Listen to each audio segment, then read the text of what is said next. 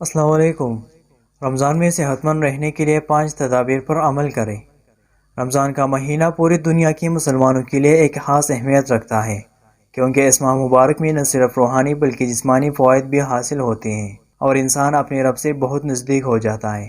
اگر رمضان کے دوران خوراک بھی صحت افزا رکھی جائے اور چند تجاویز پر عمل کیا جائے تو روزمرہ صحت کے لیے بھی بہت سود مند ثابت ہوتا ہے۔ لیکن اگر کھانے پینے کے خیال نہ رکھا جائے اور کولیسٹرول اور چکنائی کا زیادہ استعمال کیا جائے تو صحت بری طرح متاثر ہو سکتی ہے، اور اکثر لوگ 10 یا 15 روزوں کے بعد طبیعت کی ناسازی کا شکار ہو جاتے ہیں۔ افطار اور سحری میں کھانے پینے چیزوں پر ایک اہم نظر رکھنی چاہیے۔ رمضان میں سحر و افطار کے وقت خصوصی ڈشوں کا اہتمام کیا جاتا ہے۔ سحر و افطار کے وقت کیسے غذا لینی چاہیے اور کس طرح کے کھانوں سے بچنا چاہیے، آگے چل کر میں بتاتا ہوں۔ افطاری میں روزہ کھولنے کے لیے کھجور، پانی یا تازہ پھلوں کی جوس کا استعمال کریں۔ ایسے غذاؤں کا انتخاب کریں جن میں معدنیات کی وافر مقدار موجود ہو، اور سفید چنوں کا بھی زیادہ استعمال کریں۔ ایسے پھلوں اور سبزیوں کا استعمال کریں جن میں پانی کی وافر مقدار موجود ہو، جیسے خربوزہ، تربوز، کھیرا، ٹماٹر، انگور، سنگترا، پپیتا اور انناس وغیرہ۔ دوسری جانب سحری کے دوران بہت زیادہ ایک ساتھ پانی پی لینا نقصان دہ عمل ہے۔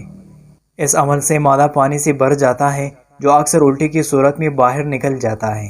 روزوں کے دوران صحت مند رہنے کی 5 تجاویز پر عمل کر کے آپ رمضان کے روزوں کے دوران بھی فٹ رہ سکتے ہیں، جس میں پہلے نمبر پر سحری لازمی کریں۔ اگر آپ چاہتے ہیں کہ رمضان کا مہینہ صحت مند رہ کر گزاریں تو سحری لازمی کریں اور بنا سحری کا روزہ رکھنے سے پرہیز کریں۔ دلیا یا دوسری کسی غلے اور اسپغول کی بوسی کا استعمال ہمیں دیر تک بھرے پیٹ کا احساس دلاتا ہے۔ پانی زیادہ استعمال کریں۔